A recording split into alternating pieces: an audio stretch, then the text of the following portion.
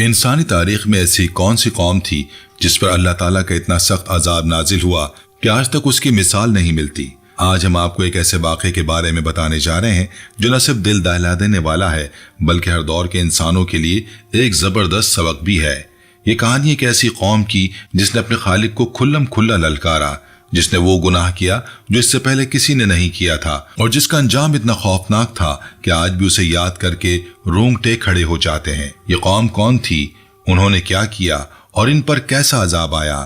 آج کی اس ویڈیو میں ہم تاریخ کے اندھیرے گوشوں میں چھپے ان واقعات کو آپ کے سامنے لائیں گے جن سے عبرت کی روشنی پھوٹتی ہے۔ تو براہ کرم ویڈیو کو آخر تک ضرور دیکھیں، لائک کریں، چینل کو سبسکرائب کریں اور بیل آئیکن کو دبانا نہ بھولیں تاکہ آپ ہماری ہر نئی ویڈیو سب سے پہلے دیکھ سکیں۔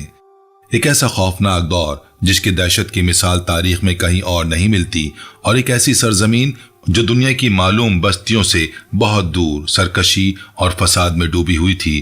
اسی زمین پر ایک ایسی قوم نے جنم لیا جو حد سے بڑھ چکی تھی، سرکشی میں اپنی مثال آپ تھی اور اپنے خالق اللہ جل جلالہ کو کھلم کھلا چیلنج کرنے لگی تھی۔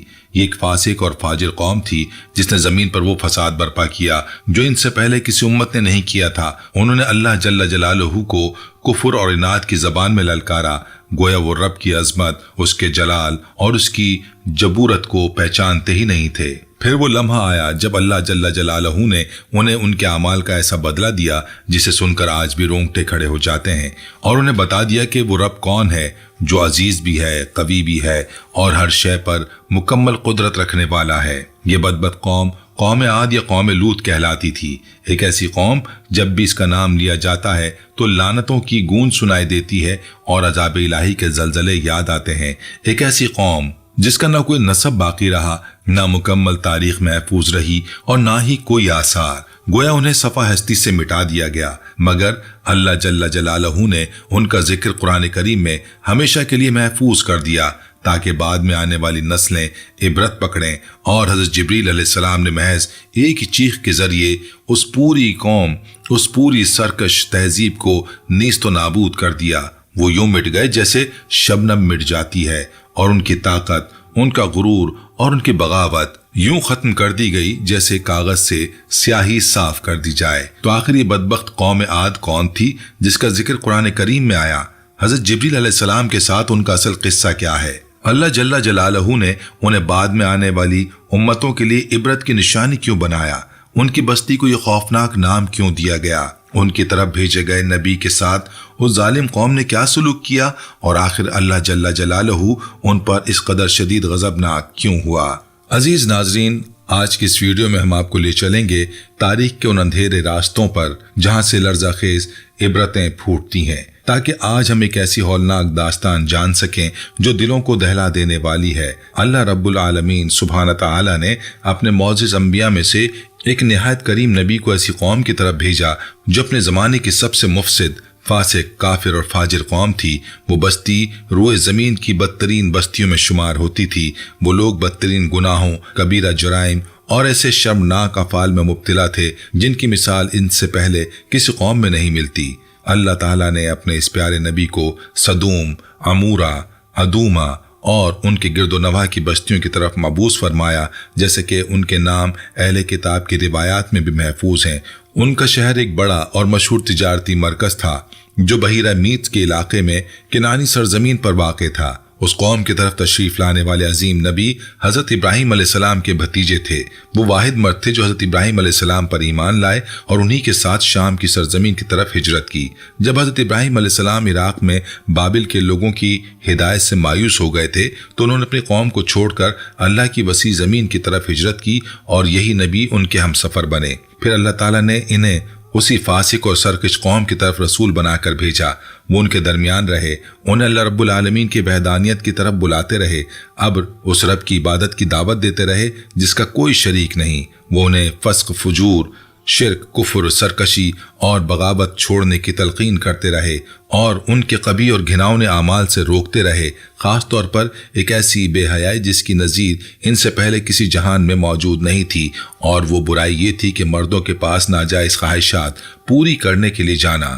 اللہ کی بنائی ہوئی فطرت کی کھلی مخالفت کرتے ہوئے وہ عورتوں کو چھوڑ کر مردوں کے پاس شہوت کے لیے آتے تھے اور انسانی فطرت کو پامال کرتے تھے جس پر اللہ جل جلالہ نے انسان کو پیدا کیا تھا۔ یہی نہیں بلکہ یہ فاسق لوگ راستے کاٹتے، ڈاکے ڈالتے، مسافروں کو اذیت دیتے، لوگوں کا مال لوٹ لیتے، ان کا سامان چھین لیتے، ان کے ساتھ بے حیائی کرتے، بلکہ کئی بار انہیں دھوکے سے قتل تک کر دیتے۔ بعض مفسرین نے ذکر کیا ہے کہ اس بے حیائی کی ابتدا دراصل شیطان کے وسوسے سے ہوئی، جس نے قوم ادومہ کے دلوں میں آہستہ آہستہ اس گناہ کو محبوب بنا دیا، یہاں تک کہ وہ اس پر دل سے راضی ہو گئے۔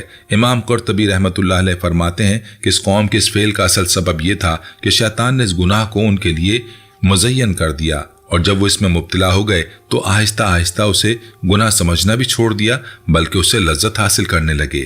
بعض روایت میں یہ بھی آتا ہے کہ قوم ادومہ ایک زرخیز اور خوشحال علاقے میں آباد تھی، جہاں تجارت و زراعت عروج پر تھی، بس دولت، عیش و عشرت اور دینی کمزوری نے ان کے اندر خوف، اخلاقی انحطاط کو جنم دیا، اور یہی ہمیشہ عیش پرست قوموں کا انجام رہا ہے جو شہوت کی پیروی کرتے ہوئے زمین و آسمان کے رب کی فطرت سے دور ہو جاتی ہیں۔ لیکن اکثر لوگوں نے ایک غامض اور پراسرار قصہ بھی سنایا، ایک شیطانی بچے کا جس کا نام کبھی گبور لیا جاتا تھا، کبھی گابر اور کبھی جبار، جس کے بارے میں کہا جاتا ہے کہ اسی نے سب سے پہلے اہل زمین کو ہم جنس پرستی کا راستہ دکھایا۔ مگر سوال یہ ہے کہ یہ گبور اصل میں کون تھا، اور اس کا اس بے حیائی سے کیا تعلق تھا، اور کیا اس کا کوئی رشتہ ابلیس سے تھا؟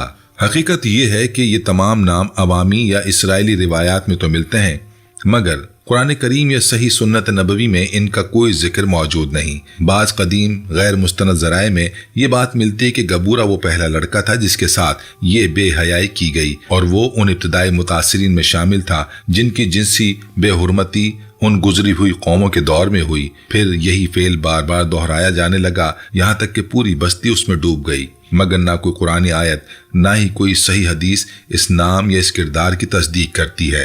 قرآن و سنت میں جو کچھ آیا وہ صرف قوم ادومہ کے اجتماعی فسق، اجتماعی بے حیائی اور ہم جنس پرستی کے پھیلاؤ پر مرکوز ہے، نہ کہ کسی ایک مخصوص شخصیت پر۔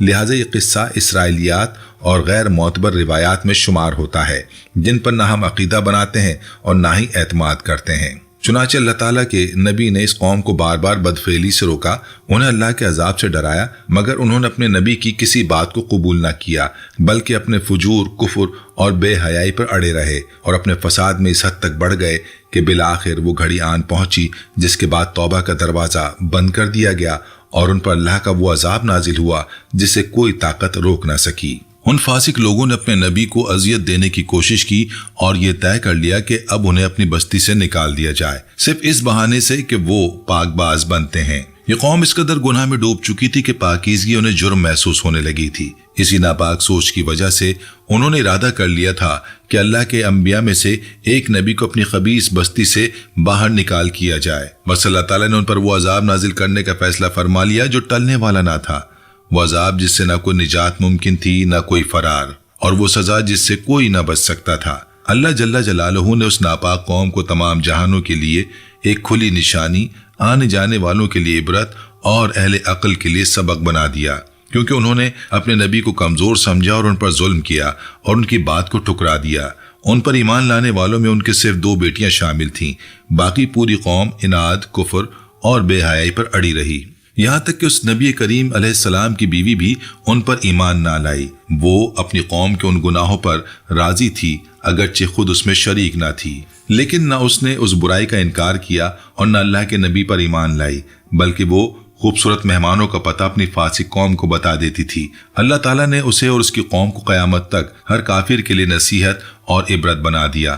اللہ جل جلالہ نے اس کی مثال ان لوگوں کے لیے بیان فرمائی جنہوں نے کفر کیا، اور اس کی مثال خیانت کے باب میں دی، اور یہاں خیانت ایمان اور عقیدے کی خیانت تھی، کیونکہ وہ کافر رہی، اپنے نبی شوہر پر ایمان نہ لائی اور اپنی قوم کی بے حیائی میں عملی طور پر مددگار بنی۔ وہ اپنی قوم کے گندے افعال اور خباثت پر راضی اور متفق تھی، یہاں تک کہ اپنے شوہر کے خوبصورت مہمانوں کے بارے میں بھی اپنی فاسق قوم کو خبر دیتی تھی تاکہ وہ آ کر ان کے ساتھ بے حیائی کا ارتکاب کریں۔ ہم ان سب سے اللہ کی پناہ مانگتے ہیں، بس ان کے نبی علیہ السلام نے بغیر کسی تھکن اور کمزوری کے مسلسل انہیں اللہ کی طرف بلاتے رہے۔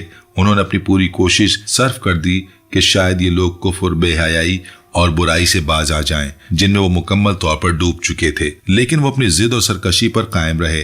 اور جب نبی علیہ السلام پر یہ بات واضح ہو گئی کہ یہ ایمان لانے والے نہیں، تو انہوں نے اللہ رب العالمین کے حضور دست دعا بلند کیے، گڑ گڑا کر فریاد کی اور اللہ القوی العظیم العزیز الحکیم سے ان مفسد لوگوں کے خلاف مدد مانگی۔ انہوں نے رب العالمین اور رسولوں کے معبود سے سوال کیا کہ وہ ان کے خلاف نصرت عطا فرمائے، جیسا کہ اللہ تبارک و تعالیٰ نے فرمایا اعوذ باللہ من الشیطان الرجیم بسم اللہ الرحمن الرحیم۔ انہوں نے کہا کہ اے میرے رب، اس مفسد قوم کے خلاف میری مدد فرما۔ بس اللہ عز و جل اپنے نبی علیہ السلام کی غیرت کے لیے غضبناک ہوا، لوگوں کے کفر، نبی کی تکذیب اور سرکشی پر اللہ کا عذاب بھڑکا، اور اللہ عز و جل نے اپنے نبی کی دعا قبول فرما لی اور اپنے عظیم طاقتور فرشتے کو اس کریم نبی کی مدد کے لیے بھیج دیا۔ یہ نبی خلیل اللہ حضرت ابراہیم علیہ السلام کے عہد اور زمانے میں تھے۔ یہ نبی حضرت لوط بن ہارون علیہ السلام تھے جو اپنے چچا حضرت ابراہیم علیہ السلام پر ایمان لائے اور ان کے ساتھ شام کی سرزمین کی طرف ہجرت کی۔ جب حضرت ابراہیم علیہ السلام بابل عراق کے لوگوں کی طرف سے مایوس ہو گئے تو انہوں نے انہیں چھوڑ دیا، اللہ کی وسیع زمین کی طرف ہجرت فرمائی۔ اس ہجرت میں حضرت لوط علیہ السلام ان کے ساتھ تھے اور وہ واحد مرد تھے جو حضرت ابراہیم علیہ السلام کے ساتھ ایمان لائے تھے۔ بس اللہ عز و جل نے اپنے بندے حضرت لوط علیہ السلام کو ان فاسق لوگوں کی طرف نبی بنا کر بھیجا۔ وہ معزز فرشتے پہلے حضرت ابراہیم علیہ السلام کے پاس آئے اور انہیں بشارت دی کہ ان کی بیوی حضرت سارہ علیہ السلام حضرت اسحاق علیہ السلام کو جنم دیں گی، اور اسحاق کے بعد حضرت یعقوب علیہ السلام پیدا ہوں گے، اور یہ سب صالحین میں سے انبیاء ہوں گے۔ پھر ان فرشتوں نے حضرت ابراہیم علیہ السلام کو بتایا کہ وہ قوم لوط کو ہلاک کرنے پر معمور ہے۔ حضرت ابراہیم علیہ السلام نے انہیں روکنے کی ہر ممکن کوشش کی اور یہ چاہا کہ شاید وہ قوم باز آ جائے، مگر فرشتوں نے فیصلہ الہی سنا دیا۔ حضرت ابراہیم علیہ السلام نے فرمایا اس بستی میں تو حضرت لوط علیہ السلام موجود ہیں، وہاں عذاب کیسے نازل ہو سکتا ہے؟ فرشتوں نے کہا ہم خوب جانتے ہیں کہ وہاں کون ہے، ہم حضرت لوط علیہ السلام اور ان کے اہل خانہ کو ضرور نجات دیں گے، سوائے ان کی فاسق بیوی کے، وہ پیچھے سے رہ جانے والوں میں سے ہوگی۔ اللہ تعالیٰ نے سورہ عنکبوت میں فرمایا اور جب ہمارے بھیجے ہوئے فرشتے ابراہیم کے پاس بشارت لے کر آئے تو انہوں نے کہا ہم اس بستی والوں کو ہلاک کرنے والے ہیں، بے شک اس کے باشندے ظالم ہیں۔ ابراہیم نے کہا اس میں تو لوط ہیں۔ انہوں نے کہا ہم خوب جانتے ہیں اس میں کون ہے، ہم اسے اور اس کے گھر والوں کو ضرور بچا لیں گے، سوائے اس کی بیوی کے، وہ پیچھے رہ جانے والوں میں سے ہوگی۔ پھر یہ معزز فرشتے انسانی شکل میں خوبصورت نوجوان مہمانوں کی صورت میں حضرت لوط علیہ السلام کے گھر پہنچے۔ جب حضرت لوط علیہ السلام کی بیوی نے انہیں دیکھا تو فوراً باہر نکلی اور اپنی فاسق قوم کو ان خوبصورت مہمانوں کی خبر دی، ان کے حسن، جوانی اور چمک دمک کا ذکر کیا۔ بس بستی کے لوگ دوڑتے ہوئے لپکتے ہوئے حضرت لوط علیہ السلام کے گھر کی طرف آ گئے۔ حضرت لوط علیہ السلام باہر نکلے، دروازہ بند کر لیا اور دروازے کے پیچھے سے اپنی قوم سے جھگڑنے لگے۔ فرمایا یہ میرے مہمان ہیں، اللہ سے ڈرو، انہیں رسوا نہ کرو۔ پھر آپ نے انہیں دعوت دی کہ وہ میری عورتوں سے نکاح کریں اور مردوں کو چھوڑ دیں، ان عورتوں سے شادی کریں جنہیں اللہ نے تمہارے لیے حلال کیا ہے، اور اس سیدھی فطرت کی پیروی کرو جس پر اللہ نے انسان کو پیدا کیا ہے، اور ان بے حیائیوں اور گندگیوں سے باز آ جاؤ جن میں تم مبتلا ہو۔ پھر حضرت لوط علیہ السلام نے اپنی قوم سے مدد اور حمایت طلب کی، مگر ان میں سے ایک بھی سمجھدار آدمی نہ پایا۔ اللہ جل جلالہ فرماتا ہے اور اس کی قوم دوڑتی ہوئی اس کے پاس آئی، حالانکہ وہ پہلے ہی برے کام کرتے چلے آ رہے تھے۔ اس نے کہا اے میری قوم، یہ میری بیٹیاں ہیں، یہ تمہارے لیے زیادہ پاکیزہ ہیں، بس اللہ سے ڈرو اور مجھے میرے مہمانوں کے معاملے میں رسوا نہ کرو۔ کہ تم میں کوئی ایک بھی سمجھدار آدمی نہیں؟ مگر وہ اپنے کفر، فسق، فجور اور بے حیائی پر اڑے رہے۔ حضرت لوط علیہ السلام نے دیکھا کہ ان میں سے کوئی ایسا نہیں جس کے پاس حکمت، عقل اور سمجھ ہو جو انہیں روکے، ان کے فعل سے باز رکھے اور ان کی مدد کرے۔ تو انہیں سخت افسوس اور غم ہوا کہ ان کے پاس کوئی ایسی طاقت نہیں جو ان کے مہمانوں کو، جو در حقیقت اللہ کے فرشتے تھے، ان بدکار لوگوں سے بچا سکے۔ چنانچہ اللہ تعالیٰ نے حضرت لوط علیہ السلام کی زبان سے فرمایا، انہوں نے کہا کاش میرے پاس تمہارے مقابلے میں کوئی قوت ہوتی یا میں کسی مضبوط سہارے کی پناہ لے سکتا۔ جب فرشتوں نے وہ شدید تکلیف دیکھی جس میں حضرت لوط علیہ السلام اپنی قوم کے دباؤ اور اصرار کی وجہ سے مبتلا تھے تو انہوں نے حقیقت کھول دی اور بتایا کہ وہ اللہ کے فرشتے ہیں، انسان نہیں، اور یہ فاسق قوم نہ انہیں نقصان پہنچا سکتی ہے اور نہ ہی اللہ کے حکم کو روک سکتی ہے۔ جب قوم نے زبردستی گھر میں داخل ہونے کا ارادہ کیا تو حضرت جبریل علیہ السلام ان کے سامنے آئے اور اللہ کے فضل سے ایک ہی ضرب میں ان کی آنکھیں اندھی کر دیں۔ اللہ عز و جل فرماتا ہے، اور یقیناً انہوں نے اس کے مہمانوں کو بہکانا چاہا تو ہم نے ان کی آنکھیں مٹا دیں۔ بس چکھو میرے عذاب اور میرے ڈرائے ہوئے عذاب کا مزہ۔ وہ لوگ دیواروں کو ٹٹولتے ہوئے اپنے گھروں کی طرف لوٹے اور کہتے تھے کہ ہم پر لوط نے جادو کر دیا ہے، لا حول ولا قوت الا باللہ۔ اس کے باوجود قوم اپنے کفر اور اندھے پن پر قائم رہی۔ اسی وقت اللہ تعالیٰ نے حضرت لوط علیہ السلام کو حکم دیا کہ وہ رات ہی رات اپنے اہل ایمان کے ساتھ اس فاسق بستی سے نکل جائیں۔ چنانچہ حضرت لوط علیہ السلام اپنے گھر والوں کو لے کر رات ہی رات میں وہاں سے نکل گئے، اور صبح کے وقت اللہ تعالیٰ نے اس قوم پر ایسا ہولناک عذاب نازل کیا جس کی مثال نہیں ملتی، اور ان کی کافر بیوی بھی ان میں شامل تھی۔ بس وہ سب ہلاک کر دیے گئے۔ اللہ نے ان پر آسمان سے ایک زبردست چیخ بھیجی، ان کی پوری بستی کو الٹ دیا، اوپر کا حصہ نیچے اور نیچے کا حصہ اوپر کر دیا۔ پھر ان پر سجیل یعنی پکی مٹی کے پتھر برسائے اور شعلہ باز چنگاریاں بارش کی طرح ان پر برسیں اور سب کو ہلاک کر دیا۔ اللہ تعالیٰ نے اس بستی کو قرآن کریم میں المؤتفقہ یعنی الٹ دی جانے والی بستی کا نام دیا۔ اللہ تعالیٰ سورہ النجم میں فرماتا ہے، اور اسی نے الٹ دی جانے والی بستی کو گرا دیا۔ یہ نام اس لیے دیا گیا کہ ان کی بستی اپنے باشندوں سمیت سر کے بل الٹ دی گئی۔ پھر ان پر آسمان سے چیخ بھیجی گئی اور سجیل کے پتھر برسائے گئے جنہوں نے ان سب کو ہلاک کر دیا۔ اور ہمارے رب تبارک و تعالی سورہ الحجر میں فرماتا ہے، بس سورج نکلتے ہی انہیں ایک زبردست چیخ نے آ لیا، پھر ہم نے اس بستی کے اوپر والے حصے کو نچلا حصہ بنا دیا اور ان پر پکی مٹی کے پتھر برسائے۔ بے شک اس میں غور کرنے والوں کے لیے نشانیاں ہیں۔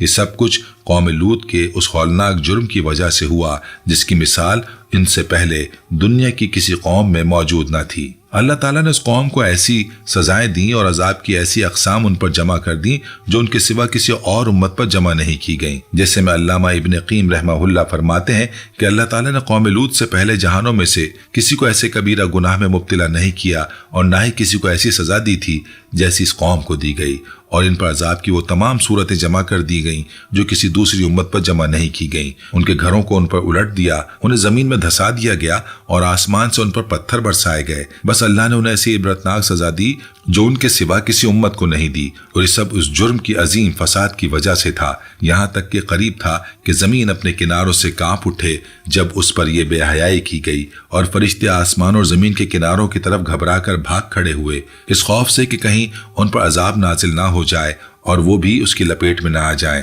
اور زمین اپنے رب تبارک و تعالیٰ کے حضور چیخ اٹھی اور قریب تھا کہ پہاڑ اپنی جگہ سے ہل جائیں۔ انسان نے قوم لوط علیہ السلام سے پہلے اس قبیح بے حیائی کو کبھی نہیں پہچانا تھا۔ بس یہ فاسق لوگ تھے جنہوں نے سب سے پہلے اس گناہ کی بنیاد رکھی۔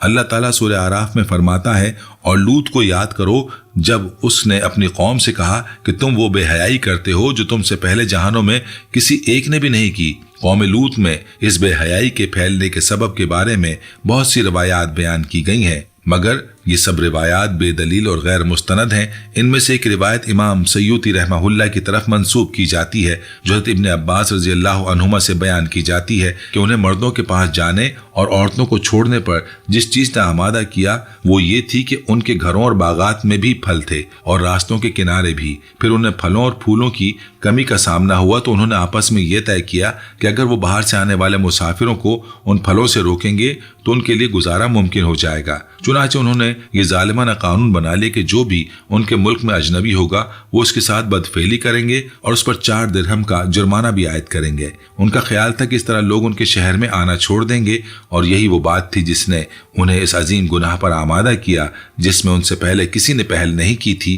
اور بعض نے یہ بھی کہا کہ ان کے پاس ابلیس ایک نہایت خوبصورت لڑکے کی صورت میں آیا، اس نے انہیں اپنی طرف مائل کیا تو انہوں نے اس کے ساتھ بدفعلی کی، پھر آہستہ آہستہ وہ اس کبیرہ فعل پر پوری طرح جری ہو گئے۔ اور ابن عبید نے یہ بھی کہا کہ قوم لوط نے ابتدا میں عورتوں کے پچھلے حصوں میں بدفعلی کی، پھر آہستہ آہستہ وہ مردوں کی طرف مائل ہو گئے۔ مگر یہ تمام اقوال جیسا کہ ہم بیان کرتے ہیں محض اجتہادات ہیں جن پر کوئی ایسی قطعی دلیل یا صحیح نص موجود نہیں جو انہیں یقینی طور پر ثابت کرے، واللہ عالم۔ اور جہاں تک یہ بات کہی جاتی کہ ابلیس کی بیٹی لاکیس نے قوم لوط کی عورتوں کو بے حیائی سکھائی، یعنی عورتوں کو عورتوں کے ساتھ مائل ہونا جب مرد مردوں سے مشغول ہو گئے، اور یہ بھی کہا جاتا ہے کہ اس کا کام آج تک لوگوں کو گمراہ کرنا الغرض قوم ادوما ایک ایسی قوم تھی جس نے اپنی خواہشات کو اپنا معبود بنا لیا تھا۔ جب نفس کی پیروی عقل پر غالب آ گئی، جب حیا کو قدم و تلے رون دیا گیا اور جب فطرت کے خلاف بغاوت کو فخر بنا لیا گیا تو پھر زمین بھی برداشت نہ کر سکی، آسمان بھی گواہ بن گیا اور اللہ کا عذاب نازل ہو کر رہا۔ وہ قوم جو طاقت، دولت اور عیش و عشرت اور گناہ میں ڈوبی ہوئی تھی، ایک لمحے میں نشان عبرت بنا دی گئی۔